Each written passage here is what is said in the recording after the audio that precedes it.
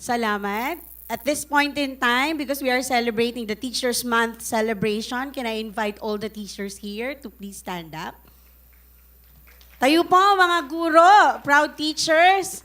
Palakpakan naman natin yung mga teachers natin. They are doing their best for us. Thank you. I would also like to honor my former teachers. Ayan. So, kanina, no? What do you really like to be? Why do you want to teach? Actually, this question I've been asking 20 years ago. No?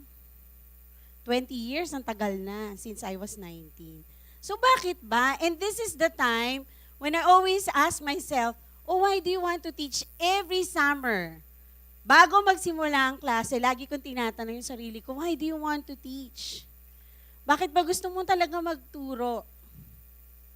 And I've been doing that and I've been answering that for the last 20 years. And I've been in teaching for the last 20 years. So, ang dami rin nagtatanong sa akin yan. Bakit ba gusto mo magturo? Sayang naman, ang dami-daming career na pwede, mas mataas yung sweldo. Sometimes people would ask out of curiosity, bakit gusto mo maging teacher? O kaya naman, ikaw gusto mo maging teacher? O china-challenge ka? Pwede ka naman mag-abroad, ibang career, di ba? Bakit sa public school ka nagtuturo? So those are the questions. But the truth is, it's doing what I love. The action is in the classroom, right, students? Tama! Nandun yung life. And I'm a teacher, and I'm doing what I love. Yan. Bakit gusto mo maging guro? Sino dito yung mga nagtitake up ng education? Wow, ang dami. Thank you for joining the ranks of the brave and the martyrs. Palakpakan natin sila. Ayan. Ang tanong, may sagot. Bakit hindi? Why not? Bakit hindi? Diba? Bakit gusto ko maging guro? Bakit hindi? Why not? Okay? Pero, sagutin natin tong tanong na to. Hindi biro ang maging isang guro sa classroom. Tama o mali? Tama. Ang hirap. Ang dami-dami. Sa 20 years ng pagtuturo ko, lahat na yata, kung si Bob Ong, na-meet niya na lahat ng mga uri ng teachers sa pag-aaral niya ng matagal, ako parang na-meet ko na lahat ng uri ng estudyante.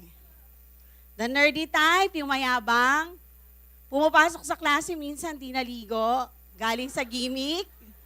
Right? Yung ang galing-galing pero hindi tama yung spelling pag nag-test. Meron namang super grade conscious na, ma'am, anong grade ko? Wala ka pang ginawa, nagwalis ka pa lang. So, lahat ng uri, no? But my favorite students are those who ask questions. Ma'am, paano mo ginawa yan? Anong nangyari? Ba't nagkaganon? Those who ask questions. Okay, tama o mali? Walang classroom na walang problema. Kahit saan ka kahit pumunta ka pa sa Amerika, pumunta ka sa Japan, lahat ng classroom may problema. Lahat ng estudyante may dalang problema pagdating sa classroom. Tama? Minsan nga yung problema nyo, nalang susuotin nyo mamaya sa prom. O kaya anong oras kayo susunduin ng inyong boyfriend or girlfriend?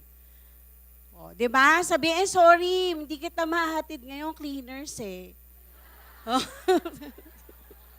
Bukas na lang, cleaner ako. So, ganun, ano?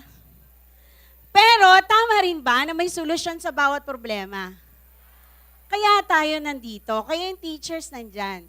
Kasi, may solusyon lagi sa bawat problema. Ito yung lagi kong pinapalagay. Masarap at hindi nakakatakot magturo. Tama? Nakikita nyo ba yan sa teachers nyo? Masarap at hindi nakakatakot magturo. Hindi nakakatakot. Okay? Nakakatakot ang guro? Tama, magno-November 1 na. Okay, ito yung paniniwala ko, no? Teaching is a noble act. Wala pa rin ibang propesyon, ang pinaniniwalaan ko, wala pa rin ibang propesyon na mas mataas o mas masayang gawin kaysa sa pagtuturo. Ano ang pinaniniwalaan ko? Pinaniniwalaan ko na bawat isa sa inyo may pagbabagong magaganap. Tama? O sabihin mo sa katabi mo, magbabago ka pa. Magbabagong anyo ka pa. Alright? Ano naman yung pinanghahawakan ko? Ang pinanghahawakan ko, yung pangako ng kabataan. Anong pangako nyo? That this world will be better. Diba? That this world and you will be better. That is the future you. Diba? O the future you is the better you. Ano yung pinaninindigan ko? At dito ako gumigising tuwing umaga. Ang aking layunin at mithiin, ang lang ginagawa ko sa classroom, ay para sa bayan. Okay. Para sa bayan. Pag nahihirapan ako, ano ba naman to? Wala na naman akong chok. Para sa bayan. Wala na naman ako Manila paper. Para sa bayan. Yung husband ko, ipag-drive mo naman ako, sabi niya, sige, para sa bayan. Alright? Maraming teachers, student teachers ang tinanong, bakit gusto niyo maging teacher? Ito yung mga sagot, and very interesting. So, teaching daw, the first respondents, a group of respondents, sinabi nila, the teaching is an image-building activity. Okay? It's an image-building activity. Anong ibig sabihin nun? So, pag nasa ibabaw ka ng podium o kaya nasa unahan ka ng classroom, para kang artista.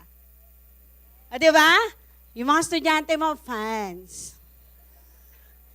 So you get fans from your teaching. But it's also about dating. Anong dating mo sa classroom as a teacher? Not dating. Tagalog. Ano yung dating? Ano yung dating mo? What stuff are you made of? And you have to look at it on your personal note, no? Tignan nyo.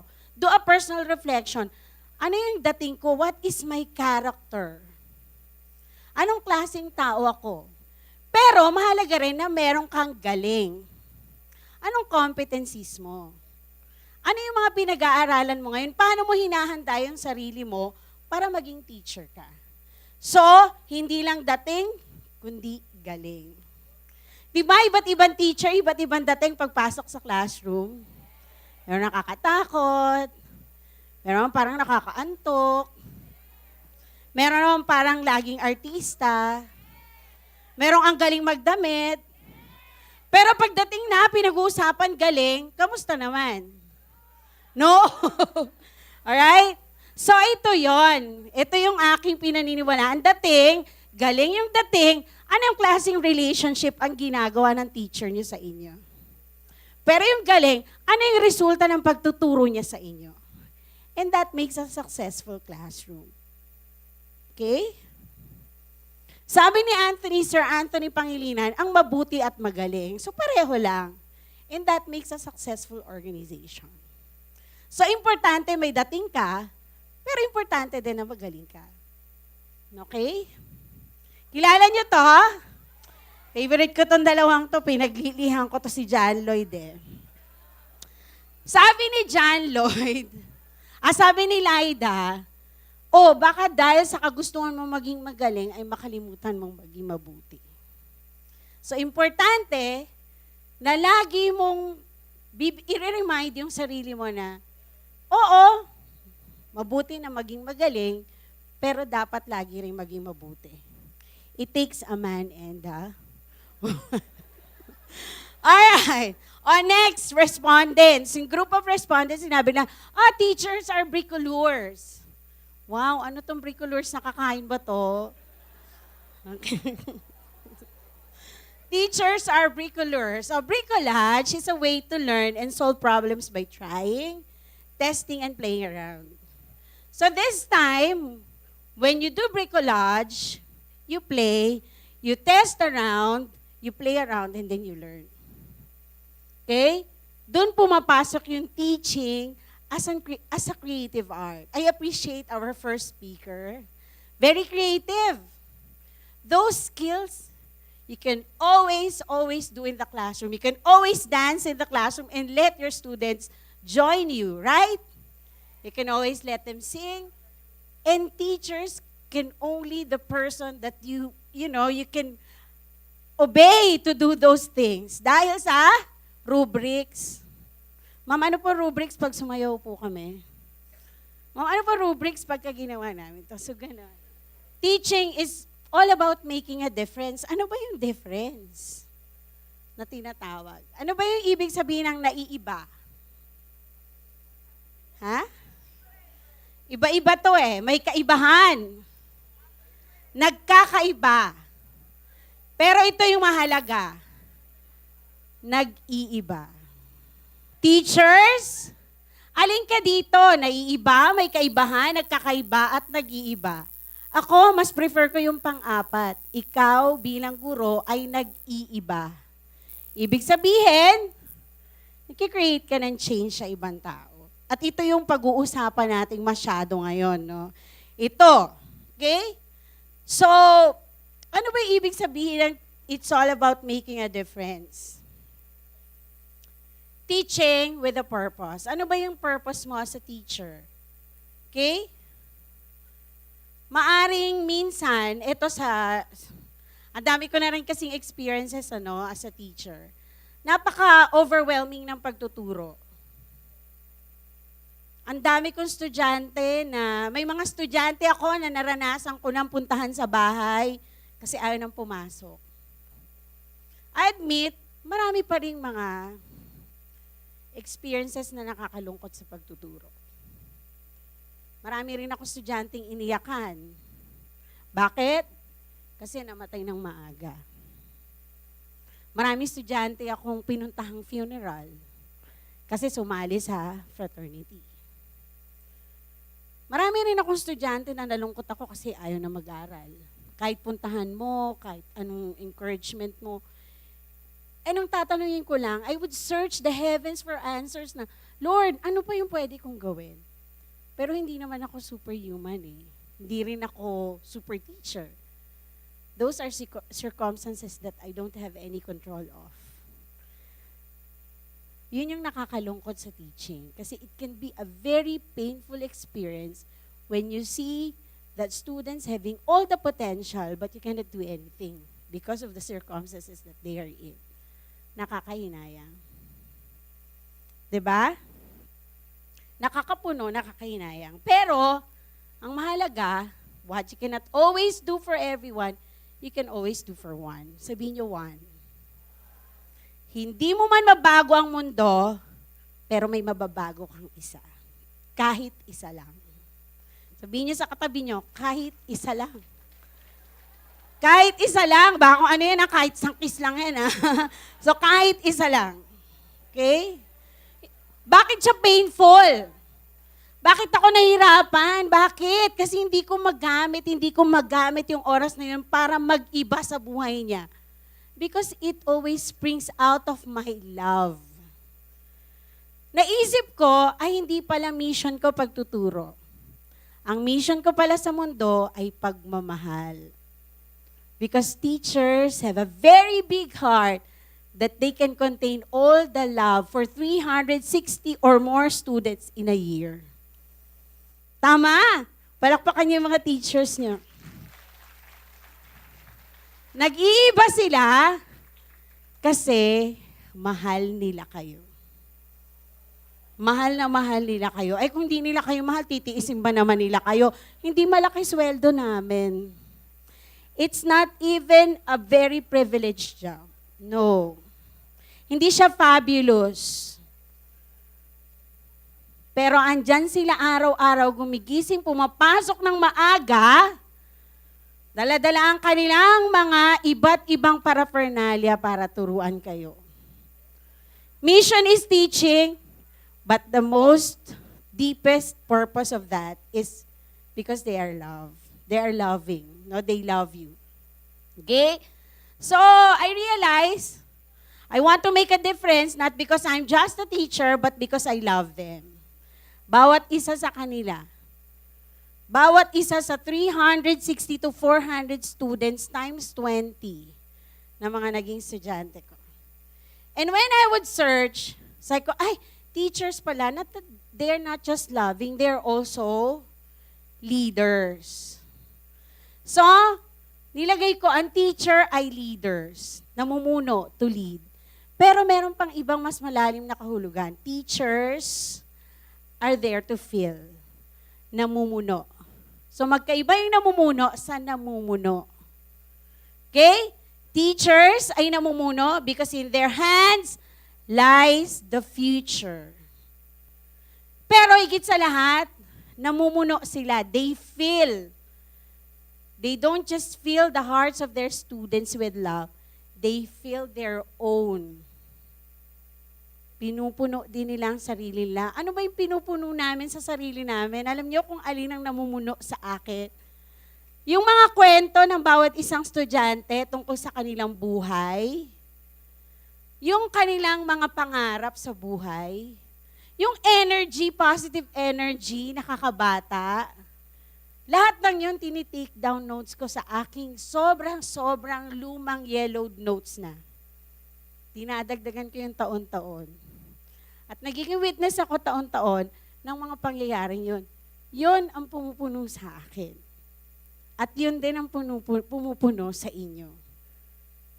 Sana, ngayong Teachers Month, balikan natin yung ating mga teachers. Because teachers are very special creation of God that their hands can affect your life and their influence affects eternity. Maraming salamat po. Thank you. Thank you very much once again, Miss Ibanada. Now, ang saya siguro pag siya yung kasama natin sa classroom, no? Pero medyo mukhang strict to. Strict ho ba kayo sa classroom? Sakto lang. Depende. Pag late ho yung homework ko, mapapagalitan ho ako. Ay, hindi daw. Saan ho kayo nagtuturo ulit? Depende sa rubrics eh. May time element. Okay. Sige. Strict nga pala. So, isang question lang siguro. Sige Now, po. we've had a lot of great advice from you, di ba? Especially aimed towards those aspiring teachers.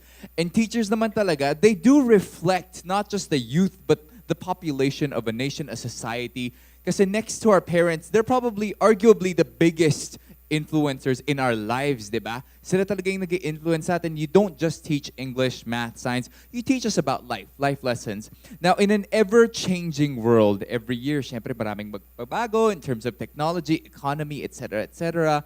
How important do you think it is for you as a teacher to evolve with the times, and how does that affect the change in your teachings sa mga bata?